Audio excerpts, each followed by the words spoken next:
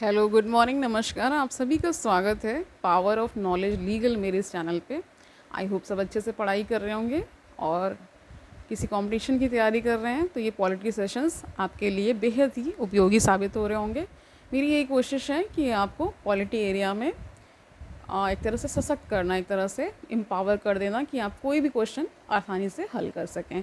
तो शुरू करते हैं आज का सेशन। आज हम एक बहुत ही इंपॉर्टेंट टॉपिक ले रहे हैं, ठीक है। सेंट्रल इंफॉर्मेशन कमीशन यानी CIC, ठीक है। कब आया, क्यों आया, क्या ज़रूरत पड़ी, ठीक है, इसके क्या पावर्स एंड फंक्शंस हैं, क्या ड्यूटीज़ परफॉर्म करता है, ये सब हम आज के सेशन में जानेंगे। Okay, let's get started. Okay, the central information commission was established by the central government in 2005, ठीक है। It was constituted through an official gazette notification under the provisions of right to information act 2005, यानी कि right to information act जो 2005 का था, ठीक है, उसी के तहत इसको लाया गया। उसी की प्रोविजंस, उसी वो पूरा एक्ट मतलब इनको गवर्न करता है, ठीक है। स्टेट में स्टेट इंफॉर्मेशन कमीशन होता है और सेंटर में सेंट्रल इंफॉर्मेशन कमीशन होता है, ठीक है, central information commission. Okay, very good. The Central Information Commission is a high-powered, independent body which inter alia looks into the complaints made to it and decide the appeals. सभी को पता है ये constitutional body नहीं है, इसका मतलब है कि कॉन्स्टिट्यूशन में इसका मेंशन नहीं था, ठीक है। 2005 में आया, राइट टू इंफॉर्मेशन एक्ट आया, ठीक है, उसी के साथ ही इसका भी गठन हो गया। ओके, ये हाई पावर्ड इंडिपेंडेंट यानी कि इसका अपना इंडिपेंडेंस है, स्वतंत्र मतलब स्वायत्त संस्था है। ओके ओके, और कैसी कंप्लेंट्स लेते हैं कि मान लीजिए कोई इंफॉर्मेशन आपको सीख करनी है, किसी गवर्नमेंट कोई भी कह सकते हैं कि एक तरह से आपको सिटीजन को एक तरह से सशक्त किया गया कि आप किसी मैटर में फंसे हुए हैं, कुछ जानकारी हासिल करना चाहते हैं कि इस पर्टिकुलर मैटर में अभी तक क्या हुआ है, ठीक है, तो आप अपने इस राइट का उपयोग करके, राइट टू इंफॉर्मेशन का उपयोग करके आप इंफॉर्मेशन इनके जो ऑफिशियल्स होते हैं इनसे सीख कर सकते हैं। ओके, तो ये बनाया ही इसीलिए गया कि ताकि सिटीजन्स को एक तरह से एम्पावर किया जा सके कि वो गवर्नमेंट में क्या चल रहा है। मान लीजिए कोई स्कीम इन्होंने बना दी, ठीक है, आप भी उसके पार्टी हैं यानी आप भी उसका लाभ ले रहे हैं, ठीक है। और कोई मान लीजिए कोई पेज फंसता है, पेज फंसने का मतलब है कि कहीं आपको कुछ संशय हो रहा है, तो इनको फिर आप क्या करते हैं, इनसे पूछ लेते हैं, इनके ऑफिशियल से पूछ लेते हैं कि हमें ये इन्फॉर्मेशन दीजिए कि इस विषय में क्या हुआ। जैसे अभी आपने वेरियस देखा होगा ना, बहुत सारे लोग RTI करते रहते हैं। जैसे कि अभी जो आपका जो केस आया जो जुडिशरी से रिलेटेड था, तो उसमें किसी स्टूडेंट को शक था कि उसकी कॉपी ठीक से चेक नहीं हुई है, उसमें कुछ धांधली हुई है, तो उसने RTI के तहत इन्फॉर्मेशन मांग ली कि आप हमें बताइए, तो उस पर फिर एक्शन हुआ। हाई कोर्ट ने अभी बहुत सारा उसमें ऑर्डर दिया, उसके फेवर में सारी चीज़ें हुई। तो एक तरह से ये आपको एम्पावर करता है, वेरियस चीज़ें इसमें आप पूछ सकते हैं, ठीक है। तो जानेंगे कि आगे क्या क्या आप सीख कर सकते हैं इंफॉर्मेशन के रूप में। Okay, it entertains complaints and appeals pertaining to offices, यानी कि ये क्या इंटरटेन करता है, कंप्लेंट्स और appeals relating to various offices. जो भी ऑफिसेज होते हैं, मिनिस्ट्री होती हैं, डिपार्टमेंट्स होते हैं, फिर उनके अंदर अटैच्ड ऑफिसेज होते हैं, उनके तहत ही आप इन वेरियस ऑफिसेज से सीख कर सकते हैं इंफॉर्मेशन। जैसे फाइनेंशियल इंस्टीट्यूशंस हो गया, पब्लिक सेक्टर अंडरटेकिंग्स हो गया यानी कि PSU हो गया, a sector and under the central government or and the union territory, यानी कि ये सारी जो बॉडीज़ होती हैं इनके से आप मतलब पूछ सकते हैं। फाइनेंशियल कोई मैटर है वो आप जान सकते हैं, ठीक है। आप कोई मान लीजिए कोई अंडरटेकिंग है पब्लिक सेक्टर, उनसे जो अटैच ऑफिसेज होते हैं, आपको कोई इन्फॉर्मेशन जाननी है तो आप पूछ सकते हैं, ठीक है। ये सारी चीज़ें होती हैं। तो इसका ये देखिए सेंट्रल इंफॉर्मेशन कमीशन है, तो सेंट्रल जो बॉडीज़ होती है उनके अंतर्गत ही होता है, और स्टेट में स्टेट का अपना होता है, ठीक है। मतलब वहाँ पे यानी जो स्टेट गवर्नमेंट की बॉडीज़ होंगी, उनके जो डिपार्टमेंट्स हो गए, उनकी जो मिनिस्ट्रीज़ होती हैं, उनके तहत जो अटैच्ड ऑफिसेज हैं और वहाँ पे किसी कॉमन सिटीज़न को जानना है कि वो कहीं ना कहीं कोई वो एग्री पार्टी में आता है, यानी कि जिसका कहीं ना कोई राइट वायलेट हो गया है या उसको लग रहा है कि ठीक से काम नहीं हो रहा है, तो वो पूछ सकता है, वेरियस अथॉरिटीज़ को लिख करके उनसे इंफॉर्मेशन सीख कर सकता है। ठीक है, इसका कंपोजिशन जान लेते हैं। The commission consist of a chief information commissioner and not more than 10 information commissioners, यानी कि 10 से ज़्यादा अदर इंफॉर्मेशन कमिश्नर्स नहीं हो सकते और एक CIC यानी चीफ इंफॉर्मेशन कमिश्नर होगा। ठीक है, the commission when constituted initially had 5 commissioner including the chief commissioner information commissioner.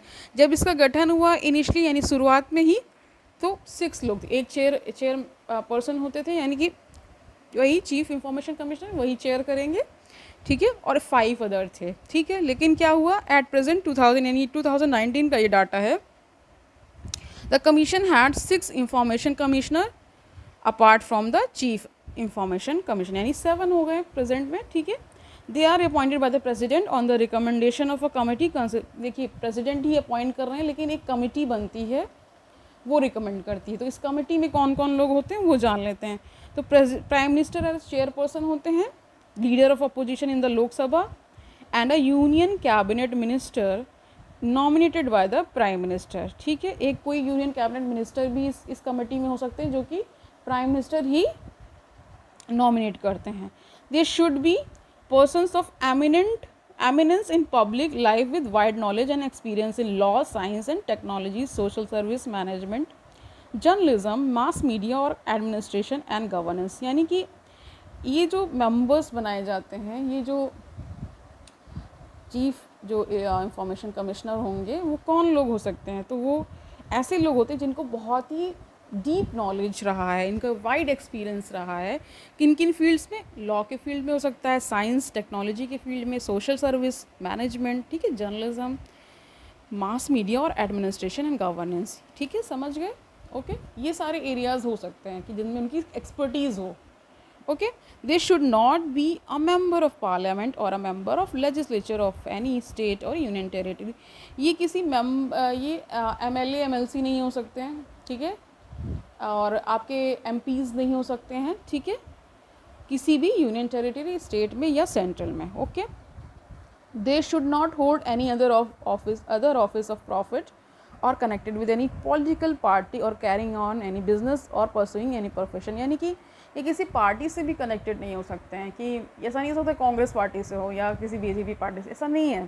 ठीक है, और ये जब ये ऑफिस होल्ड कर रहे होते हैं यानी वो बन रहे होते हैं, तो इनको किसी अदर ऑफिस में काम करने का या उससे कुछ मटेरियल गेन करने का अधिकार, यानी ऑफिस ऑफ प्रॉफिट का मतलब ही यही होता है कि कोई अदर ऑफिस आप नहीं होल्ड कर सकते हैं। अगर ये आपको ये पद मिला हुआ है तो ये जानकारी ले ली जाती है कि आप कहीं और तो इंगेज नहीं है। तो ये हमेशा कभी भी आपने देखा होगा क्वालिफिकेशन में ये ज़रूर आता है कि कोई अदर ऑफिस ऑफ प्रॉफिट तो नहीं है, वरना ये अयोग्य घोषित कर दिए जाते हैं। या तो आप वो छोड़िए या ये छोड़िए, एक ही आप कर सकते हैं। ओके, टेन्योर एंड सर्विस जान लेते हैं कंडीशंस उनकी। तो chief information commissioner and an information commissioner shall hold office for a such term as prescribe by the central government और until they attain the age of 65 years whichever is earlier। कल हमने NHRC किया था तो उसमें 70 years का था, ठीक है, 3 साल का कार्यकाल था, और या 70 years का, उसमें जो भी पहले आ जाएगा उस हिसाब से होगा। यहाँ क्या है, 65 years तक होल्ड कर सकते हैं ऑफिस। ठीक है, they are not eligible for reappointment, इनका दोबारा से रीअपॉइंटमेंट नहीं हो सकता, लेकिन NHRC में होता था। ठीक है, okay, the president can remove the chief information commissioner or any information commissioner from office under the following circumstances. यानी प्रेसिडेंट हटा सकते हैं इन्हें इन सर्कमस्टांसेस में, वो जान लेते हैं। If he is adjudged and insolvent, यानी उन्हें या तो इंसॉल्वेंट घोषित कर दिया गया है। If he has been convicted of an offence which in the opinion of the president involves a moral turpitude.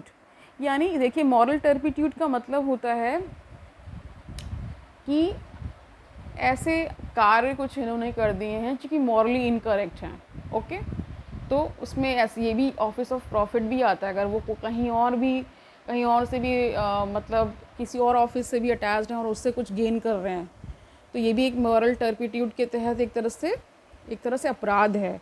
तो अगर ये पाया जाता है कि कहीं वो और भी इंगेज है, कहीं और से भी बेनिफिट्स ले रहे हैं, मॉनेटरी बेनिफिट्स ले रहे हैं, तो ये सारी चीज़ें इसमें होती हैं। और ये अगर इनको ये मतलब यहाँ पे डिसक्वालिफिकेशन या रिमूवल का मतलब ही है कि कुछ उनमें कमी या वो कुछ ऐसा कर देते हैं तभी डिसक्वालिफिकेशन या रिमूवल होता है, ठीक है। आगे जानते हैं, if he engages during his term of office in any paid employment outside the duties of his office, ठीक है। तो अगर कोई अदर एम्प्लॉयमेंट भी इन्होंने ले रखी तो इन्हें हटाया जा सकता है। और मॉरल टर्पिट्यूड मतलब जैसे कैरेक्टर से रिलेटेड भी होता है, ठीक है। कैरेक्टर एक ऐसी चीज़ है ना, इसमें बहुत सारी चीज़ें आ जाती हैं, जैसे कि आपका मॉरली बहुत सारी चीज़ें सोसाइटी में गिवन है ना कि ये आप कर सकते हैं और ये नहीं कर सकते हैं, तो उन सारी चीज़ों का पालन होना चाहिए। मतलब ऐसा व्यक्ति ही इस पोजीशन को होल्ड कर सकता है जो कि बहुत ही उच्च विचारों वाला, बहुत ही उसका कैरेक्टर स्ट्रॉन्ग गुड कैरेक्टर का होना चाहिए। कोई भी उसमें एलिगेशंस, कोई भी ऐसी चीज़ें नहीं होनी चाहिए। कुछ किसी ने ऐसा तो नहीं कोई अपराध में ही लिप्त हो, ठीक है, किसी ने कोई केसेस ही तो ना चल रहे हों, इस टाइप के केसेस जो होते हैं, ठीक है। और जानते हैं, if he is in the opinion of the president unfit to continue in office due to infirmity of mind और बॉडी, कोई बॉडी और माइंड में ही इन्फर्मिटी आ गई है और प्रेसिडेंट को ये पता चल जाता है तो फिर हटा सकते हैं, ठीक है। If he has acquired such financial or other interest as is likely to affect the prejudicially his official functions, यानी कि कुछ कहीं से ऐसा कुछ फाइनेंशियल गेन कर रहे हैं, ठीक है, और वो ऐसा गेन है कि कहीं ना कहीं इनकी जो ड्यूटीज़ को अफेक्ट करेगा। ये जो फंक्शन करेंगे CIC या मेंबर बन करके इस पर्टिकुलर पोजीशन को होल्ड करते हुए, तो कहीं ना कहीं वो एक फेवर कर सकते हैं। तो इस प्रकार का किसी के प्रति, तो इस प्रकार का अगर उनका कैरेक्टर है, इस प्रकार के उनके अंदर जो कह सकते हैं कि कमी आ चुकी है, तो भी इनको हटाया जा सकता है, ठीक है। In addition to these the president can also remove the chief information commissioner or any information commissioner on the ground of proved misbehaviour or incapacity, यानी कोई मिसबिहेवियर कर देते हैं या इनकेपेबल हो जाते हैं तो भी हटाया जा सकता है। However in these cases the president has to refer the matter to the supreme court for an inquiry, लेकिन इन सब मैटर्स जैसे मिसबिहेवियर का है और इनकैपेसिटी का है, इन सब मैटर्स में क्या करते हैं प्रेसिडेंट, इंक्वायरी करवाते हैं। तो सुप्रीम कोर्ट ही इंक्वायरी करता है। If the supreme court after the inquiry uphold the cause of removal and advises so then the president can remove him, यानी कि सुप्रीम कोर्ट ये पा रहा है कि हाँ ऐसा है, इन्होंने मिसबिहेवियर किया, इन्होंने कुछ ये इनकेपेबल हो चुके हैं, तो फिर प्रेसिडेंट को बता देते हैं कि इनको हटा दीजिए, फिर उनको हटा दिया जाता है। The salary and allowances and other service conditions of the Chief Information Commissioner and an Information Commissioner shall be such as prescribed by the central government, but they cannot be varied to his disadvantage during his service। यानी कि इसका मतलब होता है कि इनकी जो salary and allowances होते हैं वो सेंट्रल गवर्नमेंट ही डिटरमाइन करती है, और जब ये पद पे कार्य कर रहे होते हैं तो उसको कम नहीं किया जा सकता है, ना ही CIC का और ना ही इसके मेंबर का, ठीक है। जो चीफ इंफॉर्मेशन कमिश्नर होंगे उनका भी नहीं कम किया जा सकता है, और जो अदर इंफॉर्मेशन कमिश्नर्स होते हैं उनका भी नहीं किया जाता है। तो पावर्स एंड फंक्शंस जान लेते हैं। तो क्या इनके पावर्स एंड फंक्शंस हैं सेंट्रल इंफॉर्मेशन कमीशन के? It is a duty of the commission to receive and inquire into a complaint from any person. तो कौन कौन से हैं, क्या क्या तरह के कंप्लेंट ले सकते हैं और इंक्वायर कर सकते हैं वो जानते हैं।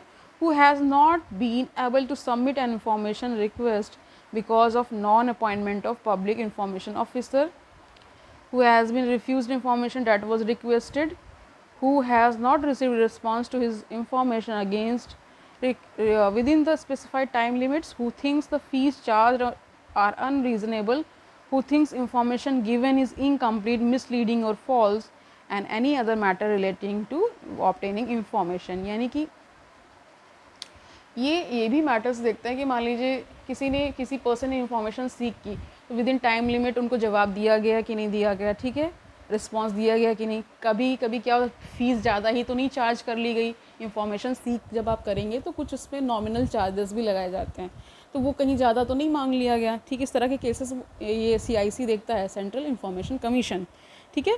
या फिर ऐसा है कि कोई मिसलीडिंग या इनकम्प्लीट इंफॉर्मेशन तो नहीं दे दी गई है, जो इसका एग्रीव पार्टी का मतलब होता है जो पीड़ित व्यक्ति है, जो इन्फॉर्मेशन सीख कर रहा है कि हमें ये पर्टिकुलर क्योंकि आपको सभी को पता है इंफॉर्मेशन ही कहीं ना कहीं एक तरह से आपको एम्पावर करती है। आपने सही जानकारी सही समय पे ले ली तो आप उस हिसाब से फर्दर एक्शन ले पाएंगे ना। तो इसीलिए इंफॉर्मेशन को बहुत इंपॉर्टेंट माना गया है। वो भी किसी गवर्नमेंट ऑफिशियल किसी बॉडी से आप सीख कर रहे हैं और उसके बारे में जानने की कोशिश कर रहे हैं, तो it is a really very empowering. Okay, तो इस तरह के मैटर्स ये देखते हैं। दूसरा है कि the commission can order inquiry into any matter if there are reasonable grounds. Suo motu power भी इनको दे दी गई है। रीजनेबल ग्राउंड्स मतलब होता है कि लग रहा है कि उचित कारण है हमारे पास, ठीक है, इंक्वायरी करने के। तो इस वजह से इनको ये सारे मतलब पावर्स दी गई हैं कि ये ऑर्डर की मतलब कह रहे हैं कि ऑर्डर्स ही दे सकते हैं ये इंक्वायरी के, ठीक है। While inquiring, the commission has the powers of a civil court in respect of following matters। यानी कि इनकी जो सिविल कोर्ट की जो पावर्स होती हैं वो सारी पावर्स इनको दे दी गई हैं। किन किन मैटर्स में? Summoning and enforcing attendance of persons and compelling them to give oral or written evidence on oath and to produce documents or things. यानी कि सम्मन कर सकते हैं, ठीक है, और अटेंडेंस के लिए फोर्स कर सकते हैं, मतलब उस व्यक्ति को भी तलब कर सकते हैं। और ये कह सकते हैं कि आप रिटन में दीजिए या ओरल बताइए, ठीक है, किसी डॉक्यूमेंट से रिलेटेड कोई एविडेंस देना है, सारी चीज़ें कर सकते हैं। Requiring the discovery and inspection of documents, यानी कि किसी डॉक्यूमेंट की खोज करवा सकते हैं, खोज कर सकते हैं और उसका इंस्पेक्शन यानी जांच भी कर सकते हैं, ठीक है। रिसीविंग एविडेंस ऑन एफिडेविट, यानी एफिडेविट में ही एविडेंस लेते हैं, ठीक है। Requisitioning any public record from any court or office, यानी कि किसी भी पब्लिक रिकॉर्ड यानी एविडेंस को मांग सकते हैं अगर वो लग रहा है कि ज़रूरी है इस पर्टिकुलर केस के लिए, तो ठीक है। Issuing summons for examination of the witnesses और डॉक्यूमेंट, यानी कि समन इशू कर सकते हैं किसी विटनेस को कि आप आइए और अपनी जो आपको कहना है, यानी कि एक तरह से विटनेस तो वही होते हैं ना जो गवाही देते हैं, पर्टिकुलर डॉक्यूमेंट को बताते हैं कि ये सही है कि नहीं। और डॉक्यूमेंट्स और जो ओरल एविडेंस भी होते हैं ना, बहुत सारे जो ओरली बोले जाते हैं। Any other matter which may be prescribe, यानी कुछ अदर मैटर भी है तो भी कर सकते हैं। During the inquiry of a complaint the commission may examine any record which is under the control of public authority and no such record may be withheld from it on any grounds। कह रहे कि जब inquiry चल रही होती है ना किसी कंप्लेन की, तो ये क्या करते हैं ना, एग्जामिन करते हैं रिकॉर्ड्स का। बहुत सारे रिकॉर्ड्स होते हैं, ठीक है, जो कि किसी अथॉरिटी के अंडर में है, ठीक है, और वो अथॉरिटी से होल्ड करके नहीं रख सकता। अगर इन्होंने तलब कर लिया है कि पेश करिए तो फिर करना पड़ेगा, ठीक है। In other words all public records must be given to the commission during inquiry for examination, यानी ये कहा जा रहा है कि कमीशन को सारे रिकॉर्ड्स देने पड़ेंगे जब इंक्वायरी चल रही है और उसका एग्जामिनेशन हो रहा है। The commission has power to secure compliance of its decision from the public authority, this includes. तो कह रहे कंप्लायंस करा सकता है, यानी कि कोई मान लीजिए ऑर्डर पास हुआ है तो आप करिए, इसको मानना पड़ेगा, अथॉरिटीज़ को बोल दिया जाता है। तो यानी ये पावरफुल बॉडी नज़र आ रही है फिलहाल तो NHRC के कंपैरिजन में तो ये पावरफुल लग रहा है, ठीक है। तो कौन कौन से मैटर्स में कर सकते हैं? Providing access to information in a particular form, ठीक है। Directing the public authority to appoint a public information officer where none exist, यानी कि जहाँ पे मान लीजिए पब्लिक इंफॉर्मेशन ऑफिसर होना चाहिए और वहाँ नहीं है तो बोल सकते हैं कि अपॉइंटमेंट करवाइए, ठीक है। पब्लिशिंग इंफॉर्मेशन और कैटेगरीज ऑफ इंफॉर्मेशन, पब्लिश करा सकते हैं इंफॉर्मेशन और उसकी जो कैटेगरीज होती हैं वो सारी चीज़ें कर सकते हैं। Making necessary changes to the practices relating to management, maintenance and destruction of records, यानी कि नेसेसरी यानी वो कहते हैं कि ज़रूरी जो चेंजेस होने चाहिए वो सारे करवा सकते हैं ये। मेंटेनेंस के लिए रिकॉर्ड का मेंटेनेंस होता है, कोई चीज़ मान लीजिए यूज़फुल नहीं है तो उसका डिस्ट्रक्शन भी करवा सकते हैं रिकॉर्ड्स का, ठीक है, ठीक है, okay. Enhancing training provision for officials on the right to information, यानी कि ट्रेनिंग प्रोविज़न भी है कि कैसे जो कमिश्नर्स यहाँ पे आ रहे हैं, जो अदर इंफॉर्मेशन कमिश्नर्स हैं, तो कैसे इंफॉर्मेशन आपको देनी है वो सारे मैटर्स की ट्रेनिंग भी कराते हैं। Seeking N annual report from the public authority on compliance with this act, यानी कि ये जो राइट टू इंफॉर्मेशन एक्ट है ना उसका सही से कंप्लायंस हो रहा है कि नहीं हो रहा है। कंप्लायंस का मतलब होता है कि उसके अनुरूप कार्य हो रहा है कि नहीं, जो एक्ट है तो उसके अनुरूप कार्य हो रहा है कि नहीं, ये सारी चीज़ें। कंप्लायंस का मतलब एक मतलब ये भी होता है कि मान लीजिए कि जो चीज़ कही गई है उसका पालन हुआ कि नहीं हुआ। ऑर्डर तो आ गया लेकिन उसका पालन हुआ कि नहीं हुआ, ये सारी चीज़ें। Okay, requiring the public authority to compensate for any loss or other detriment suffered by the applicant, यानी कि एक किसी पब्लिक अथॉरिटी को ये कह सकते हैं कि मान लीजिए कोई लॉस हो गया है किसी भी पर्सन को, तो उसकी भी कंपनसेशन के लिए कह सकते हैं।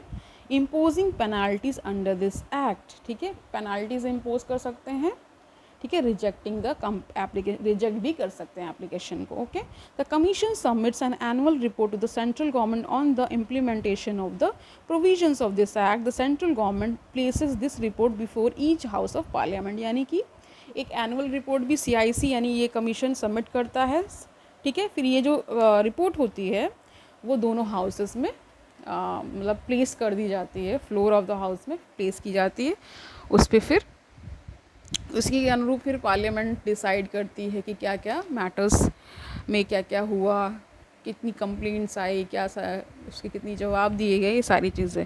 When a public authority does not confirm to the provisions of this act, the commission may recommend to the authority steps which ought to be taken for promoting such conformity, यानी कि मान लीजिए कोई पब्लिक अथॉरिटी इसका पालन नहीं कर रही है, इस act right to information act का पालन ही नहीं कर रही है, तो फिर ये बॉडी क्या कर सकती है, ये कमीशन क्या कर सकता है कि रिकमेंड कर सकता है कि नेसेसरी स्टेप लीजिए इस पर्टिकुलर अथॉरिटी के अगेंस्ट, ठीक है। ओके, वेरी गुड, समझ में आ रहा है ना। तो ये सारी पावर्स हो गई उसकी।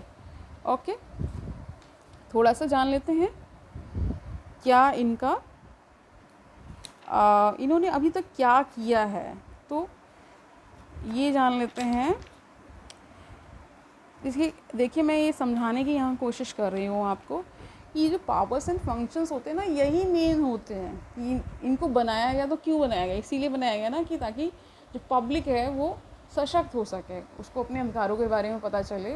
कई लोगों को पता ही नहीं होता है कि हमारे पास अधिकार ही क्या है, तो ये पढ़ाने का पर्पस ये भी है, ठीक है। तो national commission, central bodies and related ministries, थोड़ा सा जान लेते हैं। तो सेंट्रल इंफॉर्मेशन कमीशन किसके अंडर फॉल करता है, ministry of personal. Finance commission, ministry of finance. Union public service commission, ministry of personal. Inter state council, ministry of home affairs. देखिए ये भी चीज़ आप जान लीजिए कि आपने कुछ साल पहले सुना होगा जब ये आ रहा था एक्ट 2005, 7, 8, ये इसके बारे में वेरियस चर्चा चलती भी रहती है। इसकी बहुत सारी कंट्रोवर्सीज़ भी जुड़ी हुई। कंट्रोवर्सीज़ क्या है कि RTI जो एक्टिविस्ट होते हैं उनको मार दिया जाता है कि वो कोई, मान लीजिए विसल ब्लोअर का मतलब यही होता है कि मान लीजिए किसी मिनिस्ट्री में, किसी डिपार्टमेंट में कुछ ऐसा उसने जान लिया जो कि बहुत ही क्या है, उससे बहुत एक तरह से देश में एक क्रांति आ सकती है। मान लीजिए कोई घोटाला ही हुआ और कोई एक्टिविस्ट को ये चीज़ पता है, वो इन्फॉर्मेशन को लीक करना चाहता है, तो उनको उड़ा ही दिया जाता है। उड़ाने का मतलब बिल्कुल सफाई आई। उस बहुत सारे एक्टिविस्ट की जान गई है, कोई इन्फॉर्मेशन वो ब्रेक करना चाह रहे थे, विसल ब्लोअर कई बने। विसल ब्लोअर का मतलब ये होता है कि जो सिस्टम में रहते हुए विसल बजाता है कि ये गलत हो रहा है, ठीक है। तो ये सारी चीज़ें हैं। तो ये आपको ये भी पता होगा कि वेरियस मिनिस्ट्रीज़ हैं, फिर उनके अंदर डिपार्टमेंट्स हैं, अटैच ऑफिसेज हैं, ठीक है। तो ये सारी चीज़ें हैं। तो ये इंफॉर्मेशन कमीशन है, जो कमिश्नर हैं, ये थोड़े से एम्पावर्ड नज़र आ रहे हैं क्योंकि ये रिकमेंडेशंस के साथ साथ क्या क्या कर सकते हैं, एक तरह से ये पावरफुल नज़र आ रहे हैं क्योंकि पेनल्टीज़ भी इम्पोज कर रहे हैं, ठीक है। तो इनसे थोड़ा सा एक अच्छा एनवायरनमेंट क्रिएट होता है। और RTI अपने आप में बहुत ही समृद्ध, एक तरह से कह सकते हैं बहुत ही पावरफुल कानून है। और ये देर से आया, बहुत पहले हो जाना चाहिए था, बट ये देर से आया। अब इसके प्रोविजंस, ये सारी चीज़ें हमने जान ली। सेंटर में सेंट्रल इंफॉर्मेशन कमीशन है, स्टेट में उनके पास अपना स्टेट इंफॉर्मेशन कमीशन है। फिर उस हिसाब से उनके मेंबर्स और कमिश्नर होते हैं, चीफ कमिश्नर होते हैं, यानी कि CIC होते हैं, और फिर अदर कमिश्नर्स होते हैं। तो आज के लिए इतना ही रखते हैं। तब तक के लिए अच्छे से पढ़ाई करते रहिए, खुश रहिए और लगे रहिए, ठीक है। तब तक के लिए have a nice day, all the best.